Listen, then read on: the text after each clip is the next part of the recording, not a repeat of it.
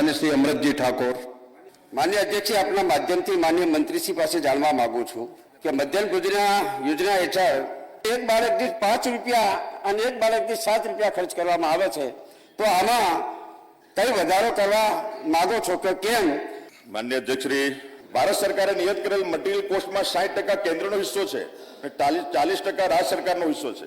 અગાઉ બાલવાટિકાથી ધોરણ 5 સુધીના પ્રતિ વિદ્યાર્થી દીઠ 5.45 અને ધોરણ 6 થી 8ના વિદ્યાર્થીઓ પ્રતિ દીઠ 8.17 દૈનિક મટીરિયલ કોસ્ટ નિયત હતી।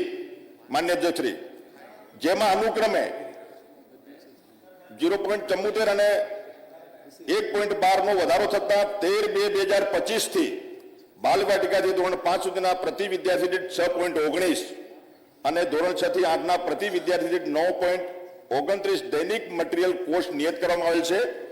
માન્ય અધ્યક્ષશ્રી, આ ઉપરાંત રાજ્ય સરકારશ્રી દ્વારા વધારાના ખાદ્ય અને સુપોષિત ગુજરાત મિશન હેઠળ બાલવાટિકાથી ધોરણ 5 માટે 2 અને ધોરણ 6 થી 8 માટે રૂપિયા 2.37 દૈનિક મટીરિયલ કોસ્ટ નિયત કરવામાં આવેલ છે।